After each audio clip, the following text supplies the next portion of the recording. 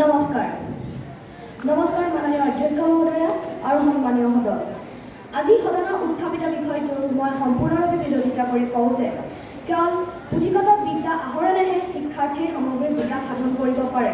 মাননীয় অধ্যক্ষ মহোদয়া, পুথিগত শিক্ষা মানে হ'ল পুথি অৰ্থাৎ কিতাপৰ পৰা পোৱা বিদ্যা বা শিক্ষা, আৰু পুথিগত শিক্ষাৰ অবিহনে শিক্ষাৰ্থীৰ সামগ্ৰিক বিকাশ অসম্ভৱ।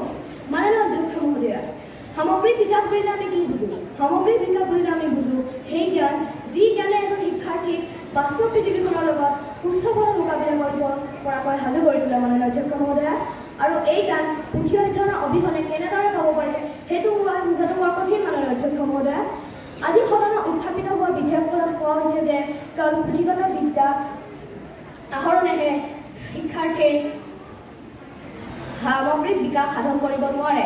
কিন্তু মাননীয় অধ্যক্ষ মহোদয়া, এজন শিক্ষাৰ্থীৰ সামগ্ৰিক বিকাশৰ বাবে প্ৰয়োজনীয় উপাদান দুটা হ'ল সূক্ষ্ম পৰ্যবেক্ষণ আৰু অনুসন্ধিৎসু মন।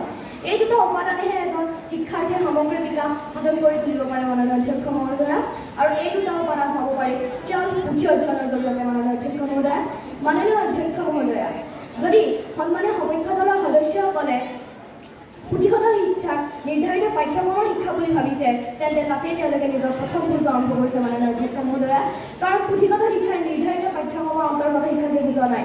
পুথিগত শিক্ষাই বুজাইছে এক উদ্ভাৱনী চিন্তা, সৃজনশীলতা আৰু মানসম্পন্ন কৰ্মকুশলতা।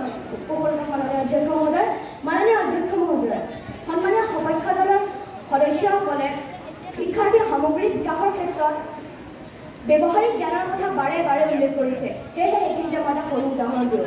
মাননীয় অধ্যক্ষ মহোদয়া, আমাৰ বেমাৰ হ'লে আমি এগৰাকী MBBS উত্তীৰ্ণ ডাক্তৰৰ পৰামৰ্শ লওঁ নে তেওঁৰ লগতে বহু বছৰ থাকি অভিজ্ঞতা আহৰণ কৰা এজন ব্যক্তিৰ পৰামৰ্শ লওঁ? মাননীয় অধ্যক্ষ মহোদয়া, নিশ্চয় আমি ডাক্তৰৰ পৰামৰ্শ লওঁ।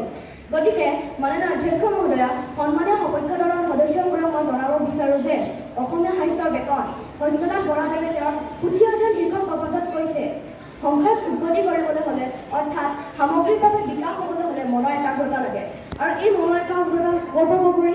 এই মনৰ একাগ্ৰতা পাব পাৰি কেৱল পুথি অধ্যয়নৰ জৰিয়তে। মাননীয় অধ্যক্ষ মহোদয়া, শেষত মই ক'ব বিচাৰোঁ যে কেৱল পুথি অধ্যয়নেহে এজন শিক্ষাৰ্থীৰ সামগ্ৰিক বিকাশ সাধন কৰি তুলিব পাৰে। মাননীয় অধ্যক্ষ মহোদয়া, ধন্যবাদ। মাননীয় অধ্যক্ষ মহোদয়া, ধন্যবাদ সন্মানীয় সদন।